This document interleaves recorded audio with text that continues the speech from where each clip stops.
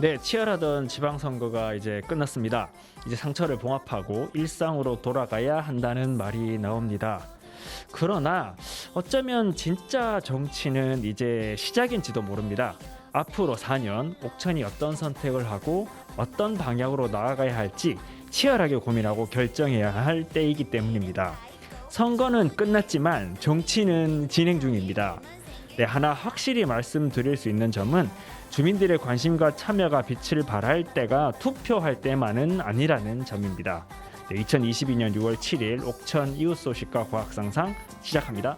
시시시시 신나게 놀아봐요. 모습이 보이지 않아 앞길도 보이지 않아 나는 아주 작은 애벌레 살이 터져 허물 벗어 한 번 두 번 다시 나는 상처 많은 번데기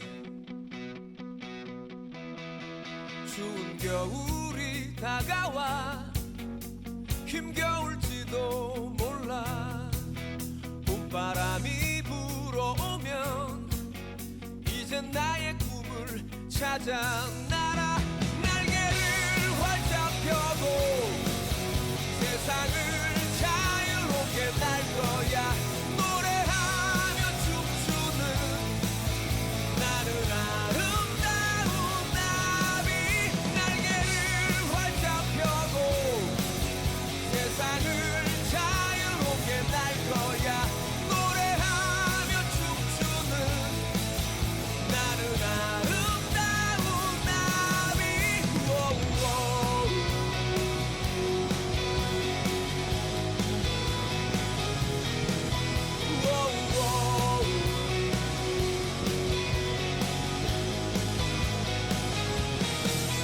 거미줄을 피해 날아 꽃을 찾아 날아 사막 위를 피해 날아 꽃을 찾아 날아 꽃들의 사랑을 전하는 나비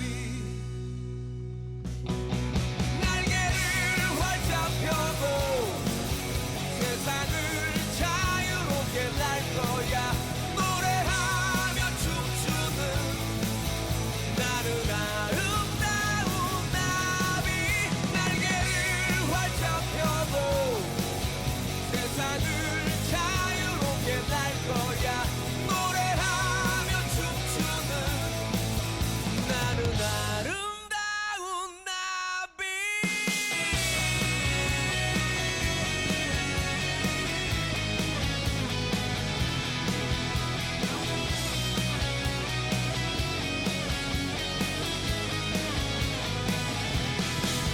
날개를 활짝 펴고 세상을 자유롭게 날 거야 노래하며 춤추는 나는 아름다운 나비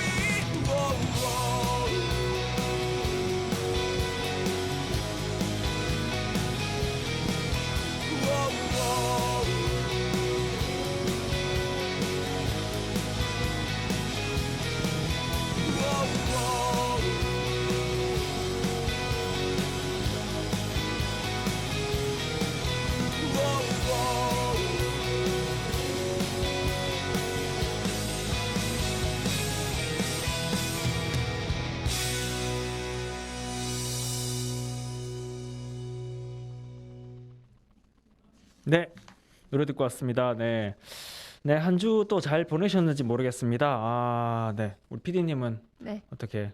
저는 네. 잘 지냈습니다. 선거도 하고 네, 오고. 그렇죠. 이 투표도. 녹음일 기준으로 네. 어제입니다. 녹음일이 지금 6월 2일에 하고 있으니까 6월 1일에 이제 지방선거도 끝났고 또 당선자들 다 결정되고 해서 저도 저희 이제 신문사 입장에서 정신없는 지금 시간을 보내고 있는데 네. 어쨌든 뭐 큰 행사는 다 끝난 것 같아요. 이제 얼추 뭐 코로나 문제들도 어느 정도 해소가 됐고 대선도 끝났고 지방선거까지 끝났는데 근데 이제 뭐 대부분 이쯤 되면은 이제 내 할 도리 다 했다 이렇게 생각을 하시는데 정치라는 게 그렇지 않더라고요. 이게 계속 관심 가지시고 또 참여하시고 목소리를 내셔야 돼서 어떻게 보면 이제 시작이다 이렇게 보시면 될 것 같고 긴 호흡으로 가시면 되겠다 싶습니다. 뭐 한 이번 주 뭐 이렇게 한 며칠은 좀 쉬셔도 괜찮을 것 같아요. 네, 네. 그러면 이제 본격적으로 저기 남부 3군 소식 한번 전해드려 볼게요.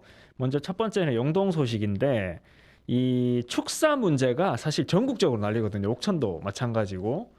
그 최근에도 보니까 저희 신문 여론광장에 그 이제 이 축사에서 나는 그 냄새 때문에 민원이 있다, 아파트 문을 못 열겠다 이런 글이 올라왔었는데 혹시 경험해 보신 적 있으세요? 네.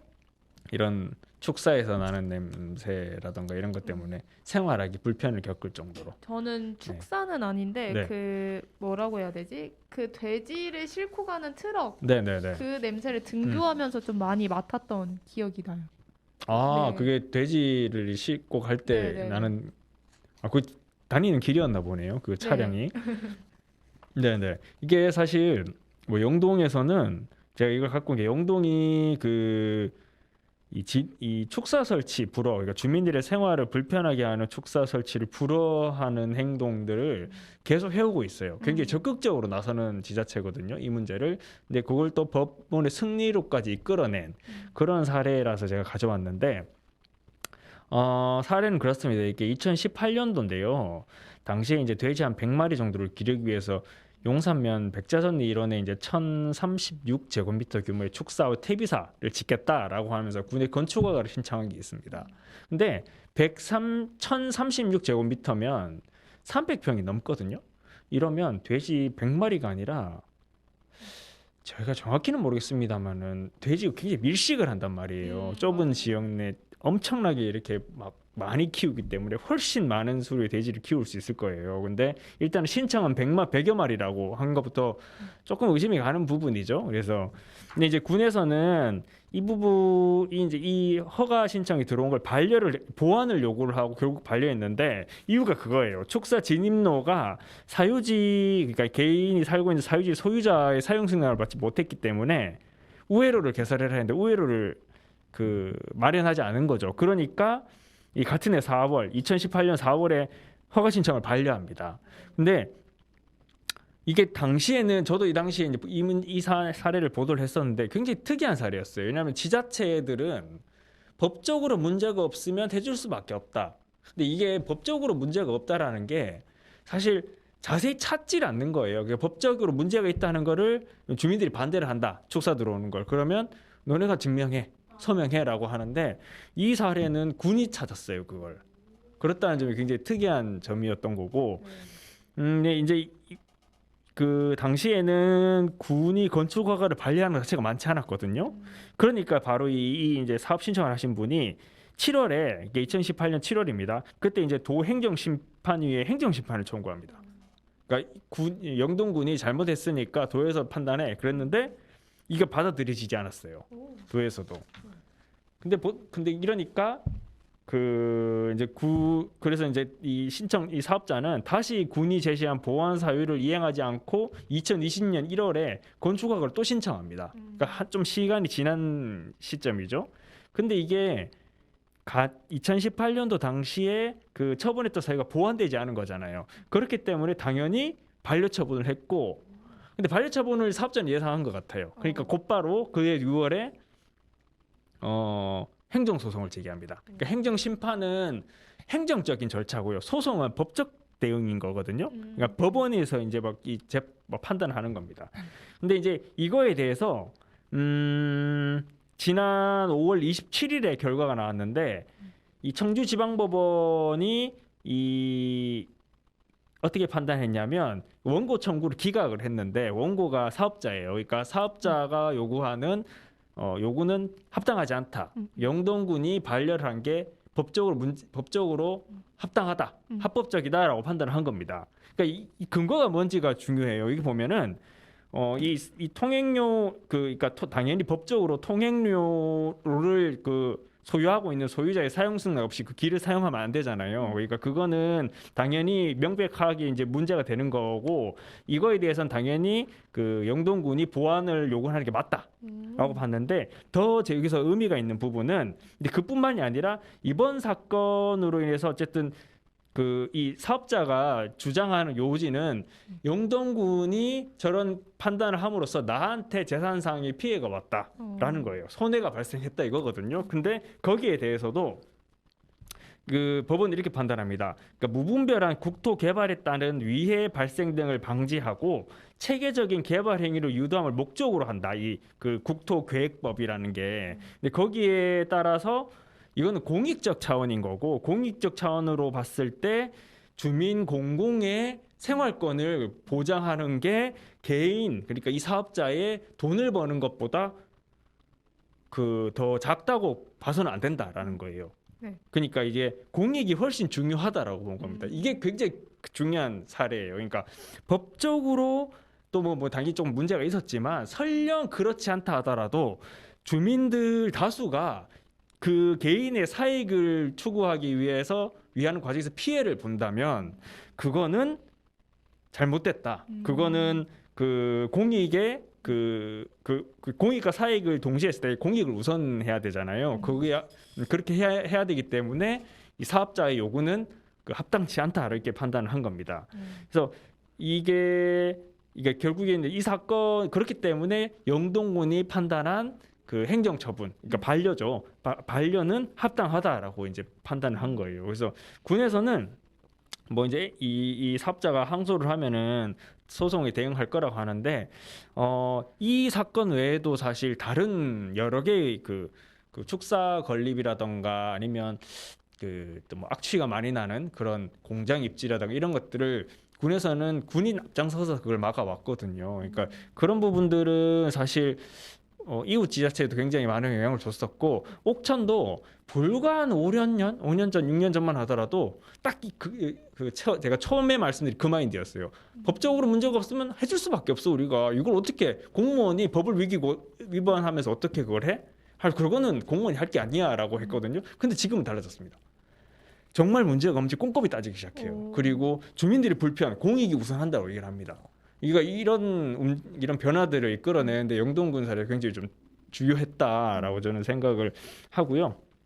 지금 제가 근데 이걸 얘기하면서 꼭 말씀드리고 싶은 부분은 그러면 축산업자가 나쁜 사람이다 이렇게 보는 경우가 많거든요. 그건 절대 아니에요. 축산업을 나쁘다는 게 아니라 축산업과 또 장려를 해야 되고 육성을 해야 되는 부분이죠. 그렇지만은 주민들과의 갈등 관계가 이제 놓이게 되고 이를 어떻게 슬기롭게 헤쳐갈 건가에 대한 거는 사실 행정기관이 해야 될 역할인 거거든요. 그러니까 그의 하나로 지금 제가 영동군 사례를 든 거고 무조건적으로 막아야지 잘하는 거다. 이거는 아니라는 점을 좀 말씀을 드립니다. 네, 그러면은 이제 뭐 다음은 이제 보은 소식인데 노래 한 곡 듣고 넘어가도록 하겠습니다. 네, 노래는 하이라이트라고 하죠. 하이라이트 그룹의 얼굴 찌푸리지 말아요 듣고 오겠습니다.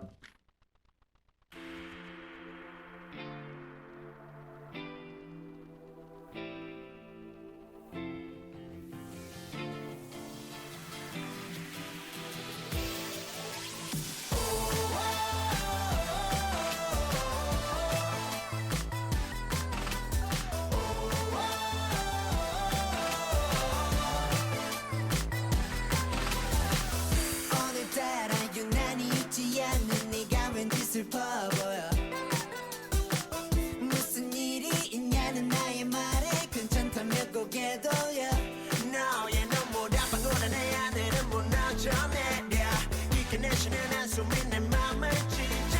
난 날 빛이 될게 그림자가 더 좋아 이제 그 천사 같은 얼굴에 작은 상처 하나로 너에게 생기지 않기를 원해. 너의 슬픔조차도 나에게 모두 맡겼으면 해. My baby 얼굴 찌푸리지 말아요 Baby 너는 내게 더 예뻐. 그렇게 슬픈 표정하지 말아요. 널 보면 내 맘이 너무 아파.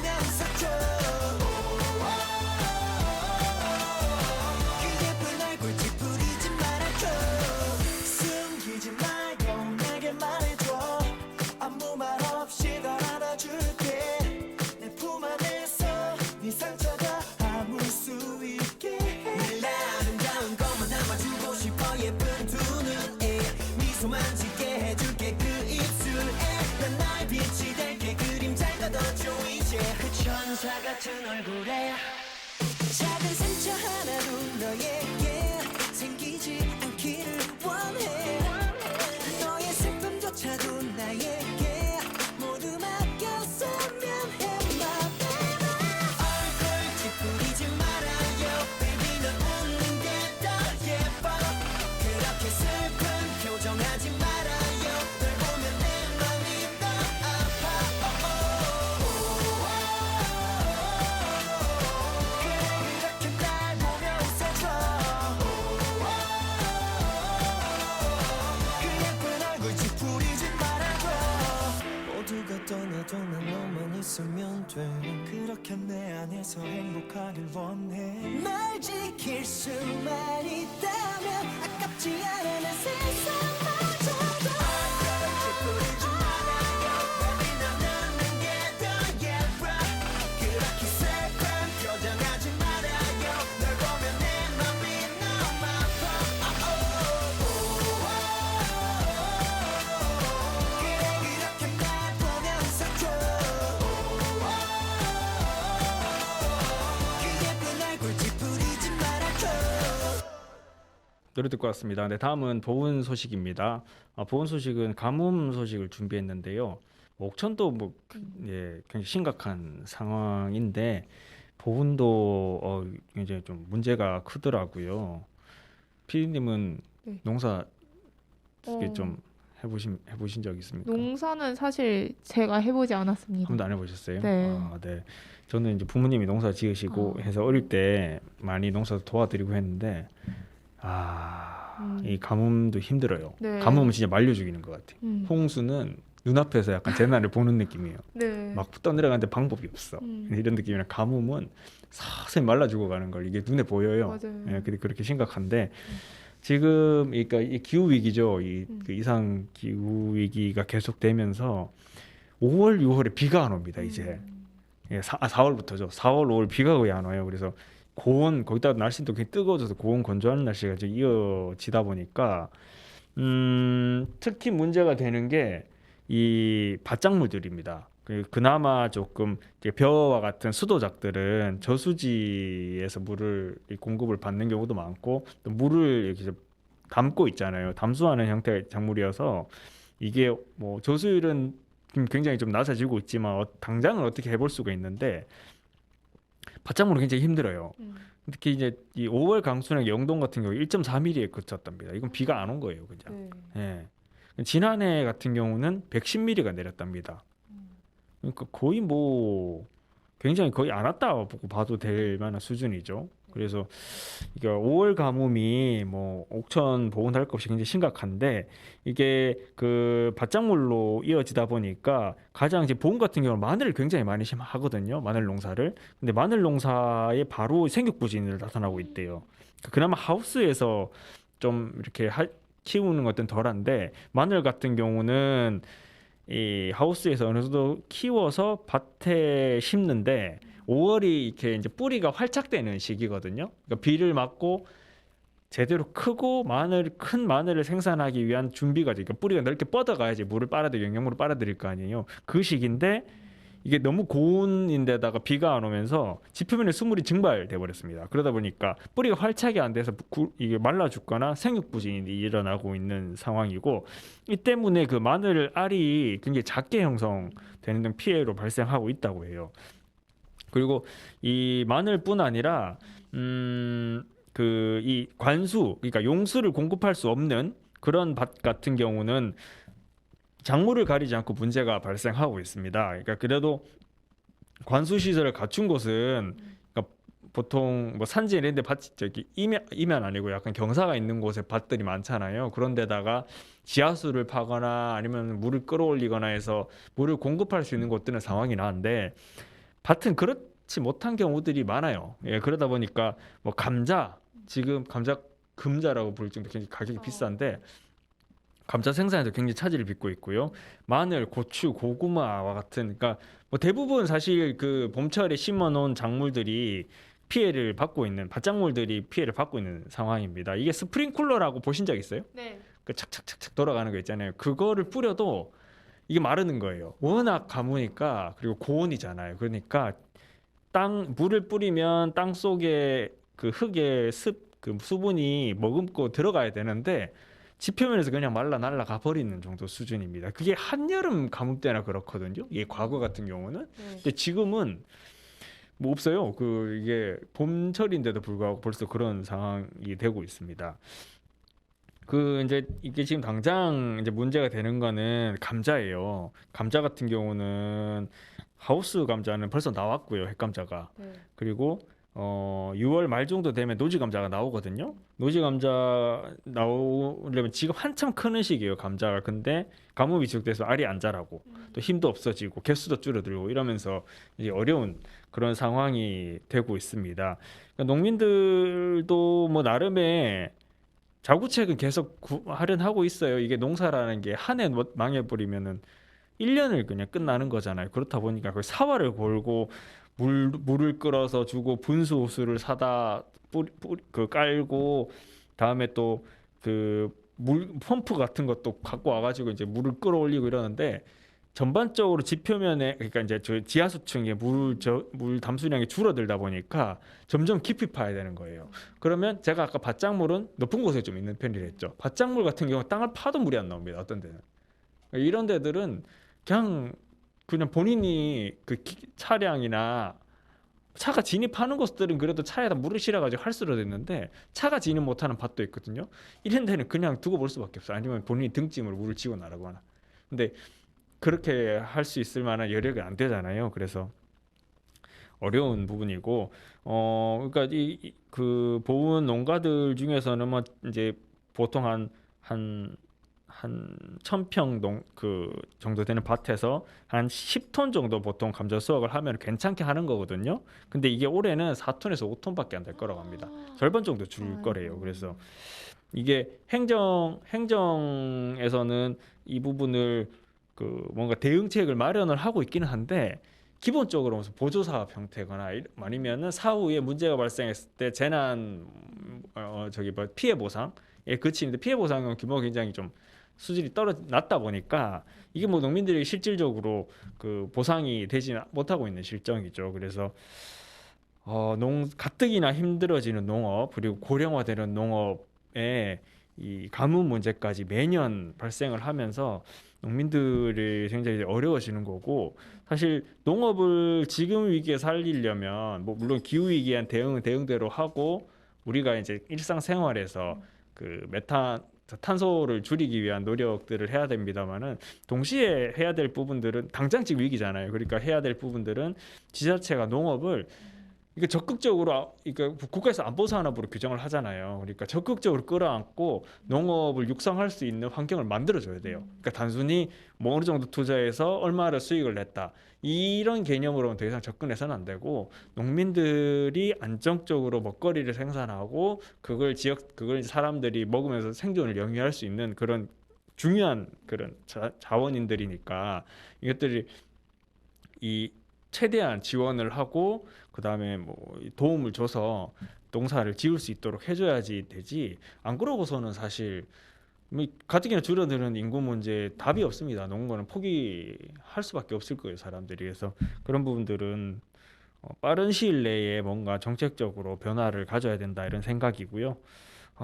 그렇습니다. 네, 하여튼 좀 비가 왔으면 좋겠는데 다음건 소식이 없죠. 네. 네, 안타까운 일입니다. 네, 아무튼 뭐 이 가뭄 이야기는 이 정도로 하고요. 또 노래 한 곡 듣고 다음은 과학 상상 이야기로 넘어가도록 하겠습니다.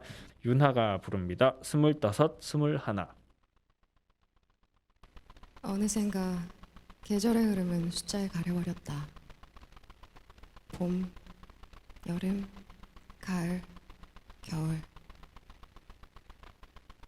낮장이 된 달력을 만난 그제서야 그날과 한 발 더 멀어졌음을 실감하면서 그렇게 너와는 영영 멀어지기만 한다는 걸 알게 되었다. 시간은 흐르는 것이 아니라는데 그렇다면 일부러 나를 지나쳐가는 걸까? 어디로 가기에 서두르는지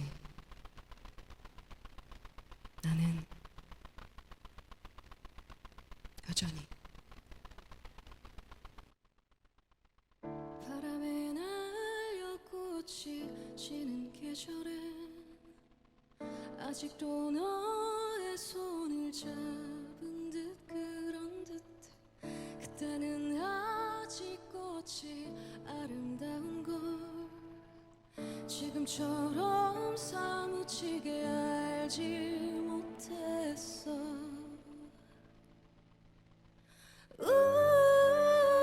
너의 향기가 바람에 실려오네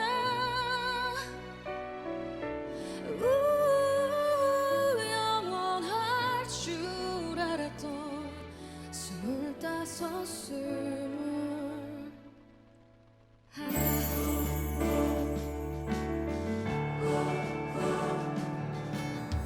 그날의 바다는 더 다정했었지 아직도 나의 손에 잡힐 듯 그런 듯 부서지는 햇살 속에 너와 내가 있어 가슴 시리도록 행복한 꿈을 꾸었지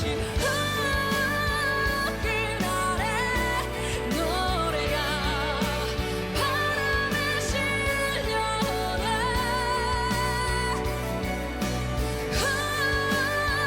영원할 줄 알았던 첫날의 너와 나 너의 목소리도 너의 눈동자도 애틋하던 너의 체온마저도 기억해내면 할수록 멀어져가는데 젖어지는 널 붙잡을 수 없어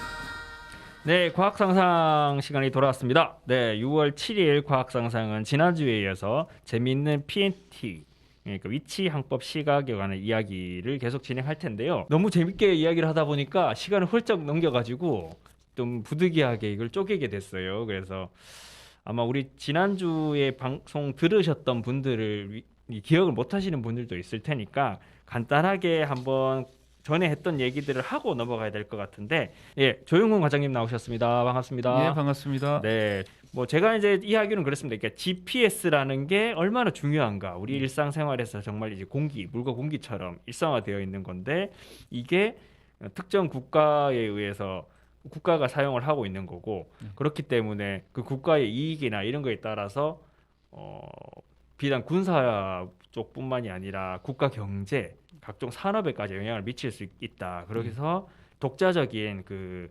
시스템, 독자항법 시스템이 필요하다라는 것까지 말씀을 들었어요. 예, 맞습니다. 그러면은 이번에는 그러니까 근데 이게 뭐 우리가 한국과 미국 사이가 그렇게 나쁜 것도 아니고요. 예.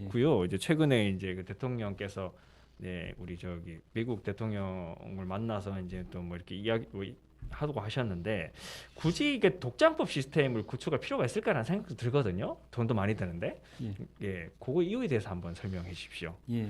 만약에 현재는 미국과 우리나라하고 사이가 무척 좋습니다. 근데 국제 사회라는 게 한 치 앞을 내다볼 수가 없지 않습니까? 그래서 그렇죠. 만약에 미국이 예기치 못하게 한국은 쓸 수 없다.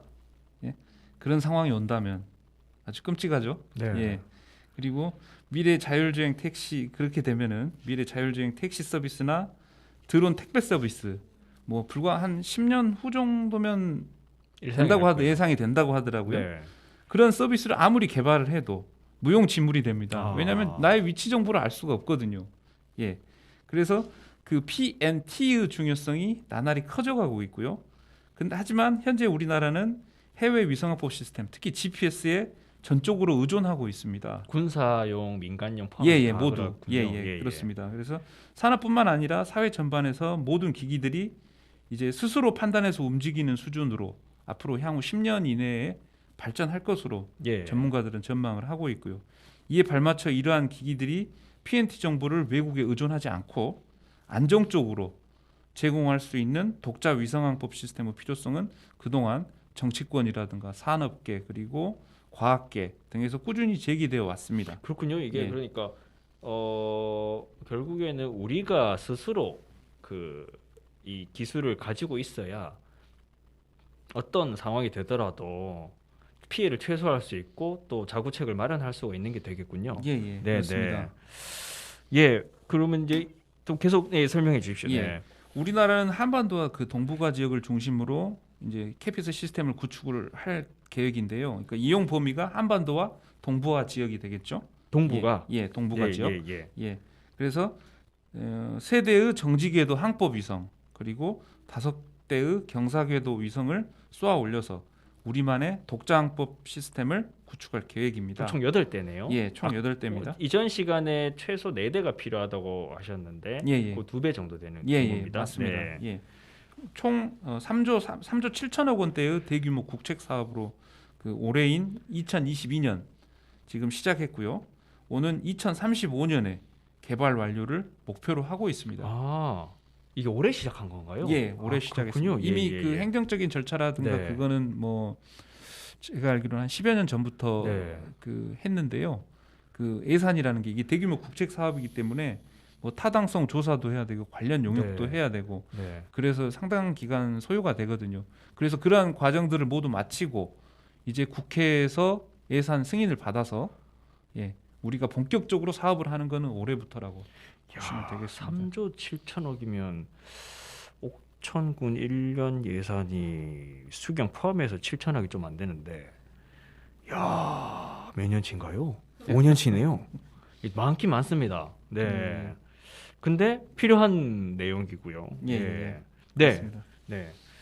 그래서 현재까지 전 세계에서 이용할 수 있는 위성항법 시스템을 완성한 나라가 미국, 러시아 그리고 중국 정도고요. 이건 이미 완성돼 있는 예, 예, 국가들이요. 예, 예. 아, 정말 큰 나라들이네요. 예, 맞습니다. 하나같이. 네. 그리고 유럽 갈릴레오 시스템은 당초에 2010년 정상 서비스를 목표로 했지만 2016년에 이르러서야 초기 서비스에 들어갔습니다. 아직 완성된 거 예, 아니고. 완성된 건 아니고요. 예. 그래서 2005년에 유럽은 첫 위성항법을 쏘았으니까 개발 기간만 봐도 얼마나 긴 과정입니까? 예, 상당히 긴 과정이죠. 아, 유럽은 5년 만에 예. 마무리하려고 했었네요. 예, 아. 맞습니다. 예. 그래서 100억 유로 이상의 자금을 투입해 20년 가까이 시스템을 완성해 가고 있는데 네. 아까 그 이야기를 드렸다시피 항법 위성의 수명이 통상 12년 정도로 보고 있는데요. 네. 개발 기간이 길어지면 길어질수록 수명이 다해가는 그 위성을 고려했을 때 교체해야 되는 어려움도 있기 때문에 그렇죠. 네. 유럽이 상당히 지금 시스템 구축에 어려움을 겪고 있습니다. 그렇군요. 예. 예. 그러면은 이렇게 말씀하신 것처럼 이 KPS, 그러니까 한국형 위성항법 시스템은 이 동북아 지역 범위를 서비스로 한다고 하는데, 그렇습니다. 요거는 그러면은 다른 건가요? GPS는 전 세계잖아요. 예, GPS는 전 세계에서 이용할 수가 있는 거고요. 네. KPS 즉 우리나라 그 독자 위성항법 시스템은 한국하고 동북아 지역을 중심으로 네. 그 서비스를 계획하고 있습니다. 그래서 이것을 우리들이 통상적으로 아까 그 말씀드린 전 세계에서 이용할 수 있는 게 전 세계 위성항법 시스템 그렇게 네. 부르고요. 그리고 지역만 이용할 수 있는 그 지역 위성항법 시스템이라고 우리들이 통상 부르는데 KPS가 이 지역 위성항법 시스템의 그 한 종류가 되겠습니다. 네. 그래서 대표적인 애가 일본은 이미 그 지역 위성항법 시스템 그 일본 자기 나라하고 그다음에 주변 지역을 그 이용 범위로 하는 서비스를 이미 시작을 했고요. 예. 그리고 인도도 지금 서비스를 하고 있습니다. 예. 근데 아까 지난주 말씀하실 때 일본은 다른 나라에 그걸 저렴하게 사서 쓴다고 말씀하셨던 것 같은데 이거랑은 다른 건가요? 일본이 그 예. GPS 예. 그러니까 위성항법 내비게이션 예. 설명하실 때 예. 다른 지역에서부터 다른 나라로부터 저렴하게 사서 쓴다고 말씀을 아닌가요? 제가 잘못 이해를 했나 봅니다. 죄송합니다. 네. 예. 야, 그러면 이제 정말 뭐 다시 얘기를 돌아가서 예, 이게 지역 위성 항법 시스템은 이제 그 동북아 지역만으로 한정이 되긴 하지만 예. 이게 생긴다면은 굉장히 달라질 것 같은데 네, 예, 예. 어떻습니까? 네. 예. 우리들이 그 스마트폰 없는 세상은 상상하기도 힘들 겁니다. 불과 10년, 그러니까 제가 사용하기로도 2010년 초반부터 이제 스마트폰이 뭐 본격적으로 나와가지고 그러니까 지금 2022년 정도에 이제 급속하게 이제 그렇죠. 예, 그때 이용하게 당시에 됐고, 아이폰 3 나오고 뭐 이럴 예. 때입니다. 예, 지금은 뭐 없어서는 안 될, 그렇죠. 예, 네. 뭐 물과 공기 같은 존재가 휴대폰이 됐고요. 네. 예, 조금만 뭐 손에 없어도 불안하지 않습니까? 그렇죠. 예, 예, 그런 아무것도 존재가 뭐 됐는데요. 일도 다 이걸로 하고 뭐 예. 네. 앞으로 10년 후에는 자율주행차라든가 뭐 공중을 떠다니는 에어택시, 네. 예, 그걸 탈 때, 그리고 사람 대신 로봇이 택배 배달을 하거나 뭐 농사를 지을 때, 그리고 앰뷸런스, 즉 그 앰뷸런스가 사고 현장을 출동할 때, 그때가 이제 10년 후에는 우리나라만의 독자 위성항법을 이용할 수 있게 됩니다. 예, 마치 물과 공기처럼 말이죠. 예. 근데 네. 이미 GPS를 잘 쓰고 있다. 네, 제가 아까 말씀드렸죠. 그렇게 예. 할 수가 있는데 네. 물론 맞습니다. 하지만 기준은 완전 달라지거든요. 향후에는 고작 몇 센치 정도의 오차를 갖는 우리만의 독자적인 위성항법 시스템을 갖출 수가 있게 되는 거고요. 네. 마치 우리가 현재는 5G 휴대폰을 쓰지 않습니까? 네, 빛의 네. 속도. 그렇죠. 그런데 과거로 돌아갈 수 없잖아요. 2G폰이라든가 3G폰. 안 예, 되죠. 이제는 데이터들도 다 커지고 해서 죽어도 사용할 수 없지 않습니까? 네. 그래서 그때 당시로 돌아갈 수 없는 것과 음. 똑같은 원리라고 보시면 됩니다. 그렇군요. 예, 예. 이게 우리 삶에도 굉장히 더 이게 편리성이 높아지겠네요. 그렇죠. 자체적인 시스템을 갖추게 예, 되면은 예, 그러니까 맞습니다. 단순히 그러니까 우리가 일종의 뭐라 될 거예요. PNT 주권을 가져오는 정도 수준이 아니라 예, 예. 훨씬 더 다양한 예, 그런 활동들이 그렇죠. 가능해지는 예, 아마 예, 예, 기반이 되지 예, 않겠나 맞습니다. 싶습니다. 네. 예. 예, 뭐 이렇게 말씀하신 것처럼 이게 이제 더 정확하고 더 정밀한 그런 위치 정보가 요구되는 시대다 이렇게 얘기를 하는데 지금 뭐 아까 이제 위성항법 시스템에 대해서 그러면 이게 굉장히 오래된 기술인 것 같아요. 벌써 예, 예. 1970년대였나요? 예, 예. 그때 미국이 처음 예, 시작했다고 예. 하는데 예. 그거에 대해서 한번 말씀을 좀 들어봐야 되는데 어떻게 노래를 한 곡 듣고 갈까요? 좀 저도 정리가 좀 필요할 것 같습니다. 아까 뭐 일본이 무슨 어디 샀다는 이렇게 잘못 많이 이해라고 해서 한번 노래 듣고 계속 이야기를 진행해 보도록 하겠습니다. 네, 노래는 GPS 얘기를 들으니까 생각이 났어요. 아까 신호등 얘기도 잠깐 하셨는데 네, 이게 뭔가 정리를 해주는 거잖아요. 그래서 준비를 했습니다. 네, 이무진의 신호등 듣고 오겠습니다.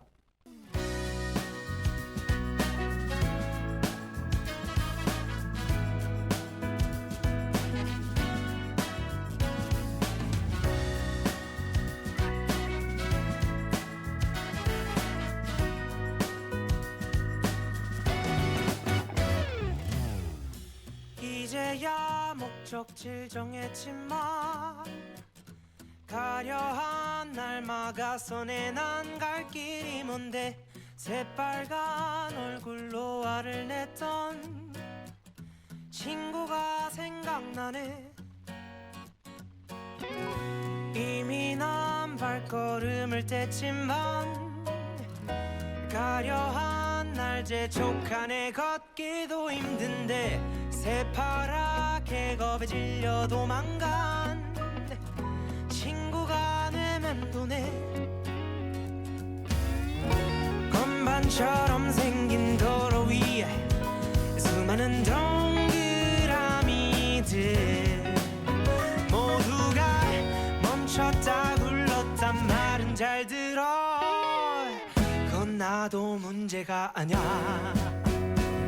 붉은색 푸른색 그 사이 3초 짧은 시간 노란색 빛을 내는 저기 저 신호등이 내 머릿속을 텅 비워버렸네. 그 빠른지도 느린지 모르겠어. 그저 눈앞이 샛노랄 뿐이야.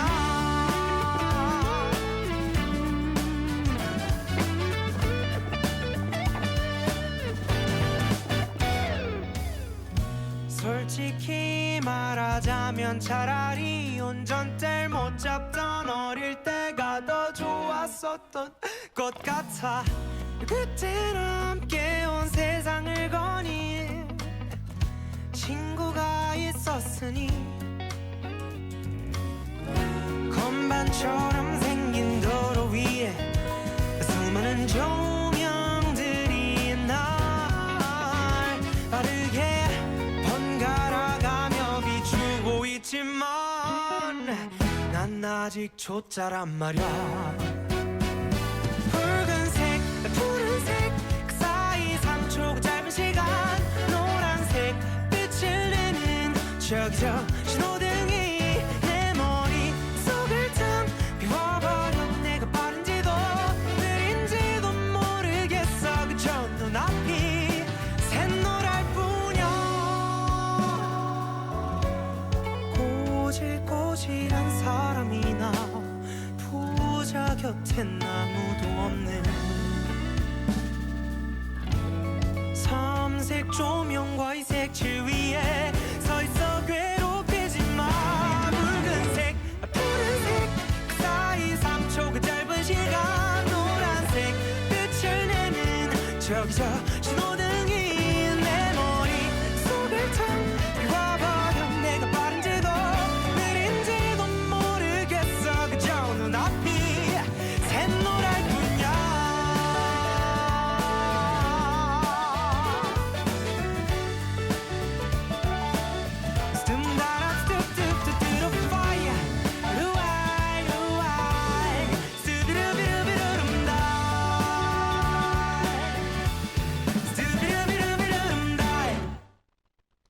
네, 노래 듣고 왔습니다. 네, 계속 얘기 진행해 보겠습니다. 자, 위성항법 시스템, 위성항법, 네, 계속 진화하고 발전하고 있다고 하는데, 이건 이제 아까 앞서 말씀하셨던 KPS는 이제 우리가 시작을 하는 단계니까 앞으로 뭐 10년 정도 지나야지 우리가 아마 이용을 할 수 있을 것 같고요.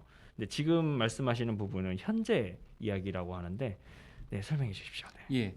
그 아까 사회자님께서도 그 보정이라는 말씀을 하셨잖아요. 네. 보정. 그러니까 오차가 뭐 10에서 15m 발생을 한다. 그러면은 민간에서도 이 오차를 좀 더 줄여 가지고 보다 정확하게 사용할 수 없을까? 그런 수요들이 상당히 많거든요. 그래서 항공에서도 그런 수요가 있고요. 해양에서도 그런 수요가 있습니다. 네.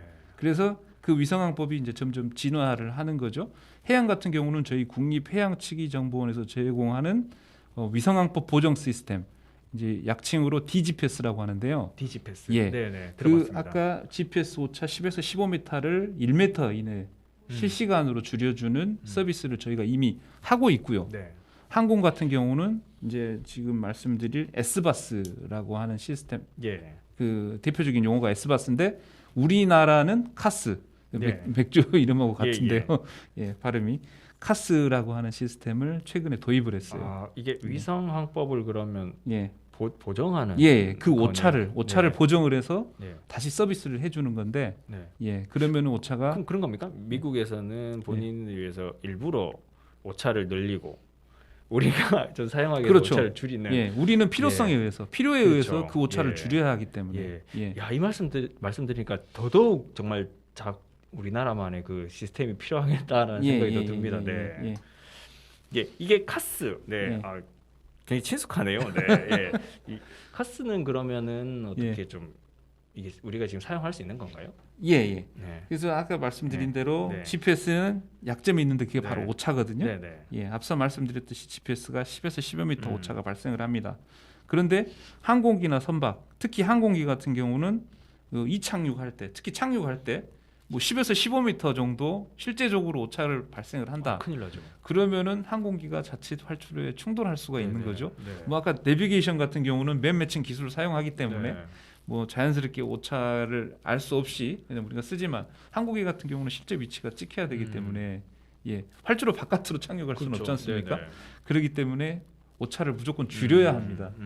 그래서 그 위성항법 보강 시스템, 일반적인 용어로는 S바스라고 하는데요. 네. 우리들이 일반적으로 쓰는 용어가 S바스입니다. 네. 이 S바스에서도 우리나라만의 이제 이름이 카스가 되는 거죠. 예. 예. 미국은 S바스의 일종인 와스, 와스. 예, 네. 와스라는 걸 쓰고요. 네. 유럽은 에그노스, 에그노스. 에그노스. 네. 네. 일본은 엠사스. 아, 예. 다 다르네요. 예. 이거는 각자 예, 자기 나라마다- 나라만의 이 명칭이 있습니다. 예, 명칭이. 다 보강해서 이제- 쓰는. 예. 네네. 일반적인 명칭은 S바스라고 하고요. 네네. 예, 인도가 가간, 그리고 러시아가 SDCM, 네. 중국이 BDS바스. 어?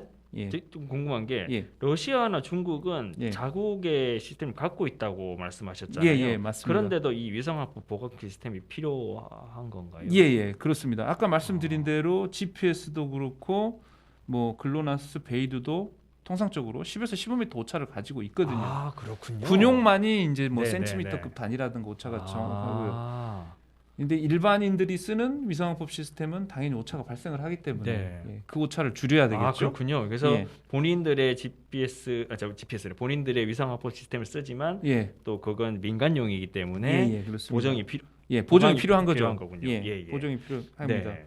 왜냐하면은 뭐 그 나라에서도 다른 나라 뭐 사람들이 쓸 수도 있는 거고 그러기 때문에 그렇죠. 그 어떻게 그렇죠. 이용될지 모르지 않습니까? 그렇죠. 그래서 예. 오차를 줄여서 뭐 GPS나 글로나스에서 음. 신호를 줄 수는 없고 네네. 그래서 이제 신호를 줄여서 네. 예, 오차를 줄여서 이제 저희가 아, 그 이용을 하게 되는 예, 거죠. 예. 예. 그래서 우리나라는 그 이 앞서 말씀드린 나라에 이어서 세계에서 7번째로 예. 그 S바스 보유국이 됐습니다. 그러면 되게 앞서 가는 거라고 볼 수 있는 거겠네요. 예, 그렇습니다. 우리나라가 항공 선진국이거든요. 그래서 아, 그래요? 그래서 세계 7번째 정도면 뭐 이 네네네. 정도 수준이면 예. 무난하지 않나. 예. 아, 훌륭한 거 아니에요? 예, 맞습니다. 네. 그래서 세계 7번째 S바스 보유국이 됐고요. 네네. 그 우리 아까 말씀드렸다시피 우리나라 S바스를 카스라고 네. KASS 예예. 카스라고 부릅니다. 예. 카스는 금년부터 본격적으로 이제 서비스에 들어갔는데요. 네. 주 사용처는 현재 항공입니다. 항공. 항공. 예. 네. 향후 해양 관련 표준이 마련되면 이용 범위도 해양으로 확대될 전망입니다. 네. 예. 관련 연구 보고서에 따르면요. 네. 카스가 도입되면 네. 2028년까지 항공기 연료비가 367억 원 절감이 예. 되고요. 네. 항공기 지연이나 결항을 줄여 얻는 경제 효과는 1,200억 원에 아, 달할 것으로 연간 예. 아니네요. 예, 2028년까지. 2028년까지. 그러면 예. 현재부터인 거죠. 예. 이게 사실 뭐 이제 연료비가 금액이도 금액입니다만 요즘에 이제 탄소 배출 감소라든가 예, 이런 예. 것들도 많이 관심을 가지고 있는데 예. 그런 부분에 도움이 예, 되지 예, 않겠나 예, 예. 싶네요. 네, 예, 그렇습니다. 그리고 또한 정확한 위치 정보를 통해서 산업계가 누릴 편익도 1,426억 원에 달할 것으로 보고 있습니다. 네. 더 정확한 위성항법 보강 시스템이 항공교통은 물론 우리 일상을 어떻게 바꿀지 저도 상당히 궁금합니다. 예. 그러면 이게 저 같은 사람이 당장은 지금 카스를 뭐 쓰거나 할 수는 없겠네요. 이게 예. 그 항공, 예. 그 해양 이런 별도의 그런 무슨 이 서비스를 받기 위한 신청 절차 이런 것들이 필요한 건가요? 그건 없습니다. 네. 수신기 그 신호를 받을 수 있는 수신기를 구입을 하게 되면 네. 예. 그건 좀 비쌀 테고요. 네. 예, 지금은 뭐 네. 비싸다고 보는데 네. 향후에 이제 이용자가 늘어나게 되면 네, 네. 규모 경제에서 예. 당연히 수신기 값은 내려가겠죠. 그러니까 이제 원칙적으로 누구한테 연료는 있는 거군요. 예, 맞습니다. 사용에 제한은 없는 거군요. 사용에 제한은 없습니다. 알겠습니다. 네. 예. 이제 저 GPS와 관련된 얘기들을 조금 더 이제 들어봐야 될 것 같은데 뭐 저는 영화에서나 이런 데서 봤습니다만은 이 전파 교란 등이 굉장히 취약하다 들었어요. 오래된 기술이다 보니까. 예. 그래서 이 위성 항법 시스템이 지닌 이 한계도 조금 있을 것 같고 또 이에 대응하기 위한 뭔가 대책도 나라에서 마련하고 있다고 들었는데 그 부분에 대해서 한번 또 설명해 주십시오. 예, 네. 그렇습니다. 그 우리가 쓰는 PNT 정보는 통신, 전력, 방송, 금융, 국방 등 사회 인프라 전반과 스마트폰 그리고 차량용 내비게이션 등 일상에서 필수적인 게 됐는데요. 현재는 미국에서 운영하는 위성항법 시스템인 GPS에 전적으로 의존하고 있습니다. 네. 예. 그런데 GPS는 22,000km 상공에서 GPS 항법 위성을 통해서 전파를 내보내기 때문에 신호가 아주 미약합니다. 네. 예, 그래서 조그만 그 방해 전파를 쏘게 되어도 전파 간섭이나 전파 교란에 쉽게 예. 노출되는데요. 예. 실제로 2010년도부터 최근까지 우리나라를 대상으로 북한이 GPS 전파 교란을 공격을 했고요. 그래요? 예. 당시 북한이 보낸 GPS 전파 교란 때문에 대한민국 국민들의 휴대전화는 물론이고 항공기와 선박에서도 GPS 수신 장애가 발생을 했습니다. 주로 예. 북한하고 접경 지역이죠. 네네. 접경 지역에서 아, 예. 그러면 자기가 어디인지를 모르는 거잖아요. 그렇죠. 순간적으로. 예. 전혀 다른 항공기나 배나 굉장히 위험한 수 그렇죠. 있었겠네요. 예, 그때 좀 혼란을 겪었던 예. 사실이 있습니다. 네, 네. 예, 그런데요, 실제적으로 그 전파 방해를 걸 수가 있는 전파 방해를 할 수 있는 기기가 인터넷에도 보시면은 뭐 $10 뭐 상당히 저렴합니다. 그래요? 그걸 갖다가 이제 전파 방해를 거는 걸 갖다 제머라고 하는데요. 네. 예, 제머 같은 경우는 인터넷에서 뭐 외국 같은 경우는 쉽게 구입을 할 수가 있고요. 아하. 예, 그러면은 뭐 반경 10km 이내 정도는 아무도 GPS를 이용할 수 없게 만들어 버리는 그런 무시무시한 그런 장비가 예, 그렇게 저렴한 가격에 그냥 시중에서 살 수 예, 있다는 예, 말씀이시죠? 맞습니다. 예, 실례로 외국 같은 경우는 어떤 일이 있었냐면요, 트럭 기사가 이제 자기 회사에서 자기 이제 위치 가지고 계속 이제 추적을 네, 하고 네, 네. 그러니까 그게 화가 나가지고 네. 그 제모를 차량에 설치를 했어요. 네. 예. 그래가지고 차를 이제 그 화물 기사가 차를 운행하는데 하필 또 공항 인근 외국에서 공항 인근으로 가니까 그 일대가 다 먹통이 돼버린 거예요. 우와. 그래가지고 항공기 이착륙이 완전 중단되고 예. 실제적으로 그러한 일들이 많이 발생을 해요. 외국 같은 경우는. 예. 우리나라는 이게 뭐죠? 공식 뭐죠? 예. 이 판매나 구입이 금지. 예. 공식 판매나 네. 구입이 금지돼 있지만 네. 뭐 실제적으로 보면은 인터넷에서 네. 쉽게 검색을 할 그렇죠. 수 있는 뭐 해외 사이트 시스템이니까. 요즘 뭐 해외 직구도 많이 하니까요. 예, 맞습니다. 아 그렇군요. 네, 예, 네, 예. 네. 그래서 이와 같은 방해 전파를 아까 말씀드린 대로 제밍이라고 하는데요. 네. GPS 제밍이 발생할 경우에는 GPS가 그 일대에서는 사용을 할 수가 없습니다. 그렇죠. 예, 이러한 상황을 대비해서 지상 송신국 전파를 이용하는 첨단 지상방법 시스템, 즉 약칭으로 이로란이라고 하는데요. 이 로란. 예, 로란이라는 기술은 이미 1960년대부터 사용을 하고 예, 있던 예. 기술이고요. 네. 그걸 좀 더 개량을 해가지고 음. 그래서 그 이로란을 이가 enhanced 네. 이렇게 개선된 개량된 예, 예, 뭐 예. 그런 뜻인데 아, 예. 예. 그래서 그 시스템 로란 시스템을 개선한 이로란 시스템 구축을 위해서 저희 해양수산부에서 노력을 했고요. 작년 6월부터 서해 북부 지역을 대상으로 시범 서비스를 저희가 실시를 하고 있습니다. 그 예. 가장 저기 좀 그동안 GPS 교란 피해가 있었던 예, 곳이네요. 네, 맞습니다. 네, 그래서 금년도에 인천 소청도 송신국 구축이 완료가 되고요. 네. 현재 저희가 지금 거기에 지금 사업을 하고 있습니다. 음. 그리고 2023년부터는 서해 북부 지역에서 지상파법 시스템 이용이 정상적으로 가능해질 것 같고요. 네. 이에 따라서 우리나라도 만약에 GPS 전파 교란이 일어나더라도 이에 대한 대응 체계를 갖출 수 있을 것으로 2023년부터는 기대되고 있습니다. 쉽게 얘기하면은 GPS는 위성에서 쏘는 거고 예, 요거는 송신국이 따로 있는 지상 거예요. 지상에 송신국이 있습니다. 거기서 예, 전파를 보내주는. 예. 아 요거는 그러면은 아까 말씀하셨던 제밍에 이 대항하는 게 쉽게 가능한 거고요. 쉽게 제밍을 걸 수가 없는 거죠. 아. 우리들이 이 안테나가 어떻게 생겼냐면요. 보통 돌아다니시다 보면은 높은 철탑 방송국 철탑 혹시 보셨나요? 네, 여기 라디오에 있는 그런. 거. 이건 너무 이제 예. 작은 거고 훨씬 큰 거요. 그 막대기 같이 생겨가지고 아! 보통 뭐 AM 방송국이라고 하는데요. 방송국 맞습니다, 안테나들이 맞습니다. 일반적으로 네, 이제 네. 저희 그 1호란 안테나도 그런 모양인데요. 아. 높이가 한 80m 정도 됩니다. 안테나 높이. 예, 봤습니다. 방송국에서도 봤고 예. 경찰청에서 본 것 같네요.